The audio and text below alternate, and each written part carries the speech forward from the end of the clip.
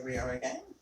This is Quentin and Jeanette Caruth, and we are the co-authors of the book Conversations with My Son, Conversations with My Mother. And we are super happy and excited that guess what? It's out. And here you go. Isn't it exciting? It's so exciting. We love it. We're very proud of it. We did all the designs ourselves with our team, Caroline, who's behind the camera, and myself and my mother just collaborating to make this beautiful book come to life. And we're very proud of it. Amazon has printed it and is also available through Ingram Books, distributing to bookstores. So you can find links for that in the description below. And yeah, here it is. And it kind of goes along with our next chapter that we're going to talk about, which is actually called Seeing. So we are seeing the book now. Last week we were waiting. Yeah, that's right. Yeah, first it was daily activities, and then it was waiting, and now it's seeing. Now we're seeing. So, we're going right along with the whole process. We're waiting for it to come out, and now we're seeing it. God knows what comes next, but I know what comes next, but you'll have to wait till next week. But, so the chapter was Seeing, that was the chapter actually Quentin started. I normally started the chapters, but this time Quentin started. So that was kind of interesting for me because as I started before, I always had kind of the luxury of waiting for him to see what he would come up with. But this time it was different for me because you came up with it and then I could see what you go through. Then you'd, oh my gosh, I need to respond. I need to come up with something. Yeah. And it really makes you approach it from a little different angle because, because when something comes out, it is really totally natural and organically expressed. But then, oh my gosh, I need to respond. Right? Yeah, that was normally my experience was you would come up with the chapter and then I would have to go, oh God, now I got to write on what you came up with. But what if I'm not resonating with that subject? And so it was sometimes a pressure on me to respond and to see what would come through. So it was actually kind of a relief to write first, but she was always so fast, so I had to kind of be quick with it.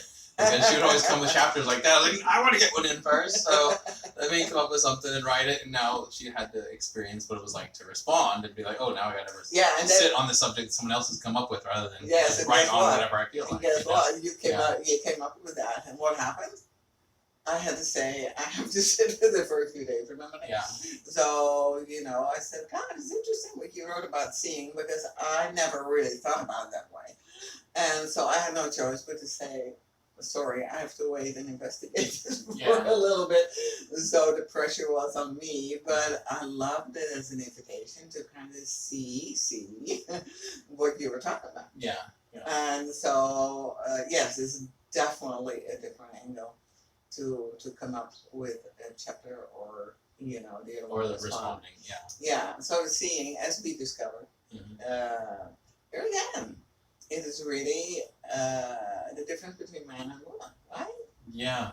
A little bit. It came out like it came differently. Yeah. It came differently. So basically, the chapter started for me as just sitting on the couch I was kind of in a deep experience of just awareness that day, and I just was noticing how seeing was taking place. I don't know how else to describe it. You'd have to read the chapter to really get deeply into it. So buy the book. Buy the book. It's only $7.99 for ebook or $12.99 for paperback. If you really want a hardcover, I raised them well as a salesman, didn't I? But we do highly recommend you read the book. We're proud of it. We think you will love it. We know you will love it, actually. And, so we're gonna leave it at that. Well, yeah, we can talk more about seeing. Seeing. So for me, it was just the awareness of things in stillness and in their raw reality. I guess was my experience of seeing, and then she responded. And I did a different day, and you know what came to my mind not too long ago, and I don't remember who wrote the book, but for a long time, I was absolutely obsessed with this book. I don't know if you ever read it. Do You See What I See? Do you remember that? Sounds very familiar. Yes, you were like 13 years old and we had that book, and I remember talking with somebody else always about it, and we called it a pink book because it had a pink cover. I don't remember who wrote it. It was very good though. It was very little, wasn't it? Yeah, it was a small book. It's way smaller than ours. But much more content for your value. So, but that's really what it comes down to. Do you see what I see? Yeah. And it was also a song. You know? Mhm. Yeah, I'm not gonna sing, but that's yes, right. Do you see what I see? But anyway, to sort of come to an end with this, which was very interesting to me, and I don't think I told you.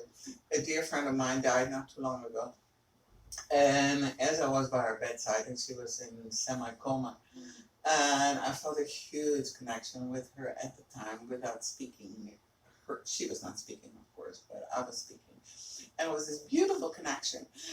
And to my great surprise, I was going to say goodbye. I had to leave. And what came out of my mouth? See you, kiddo. And that's what I said. See you, kiddo. You know? So it's kind of interesting how the whole thing of seeing encompasses so much more than just the physical seeing. So those are sort of the things that came into my mind after we wrote the chapter. So people read. Yeah. Right? Yeah, that's it. That's it. All right. Thanks for joining us, joining the conversation. We hope to see you next time. And of course, you can subscribe and see our links to all our other social media below, as well as our website. And the book. Again.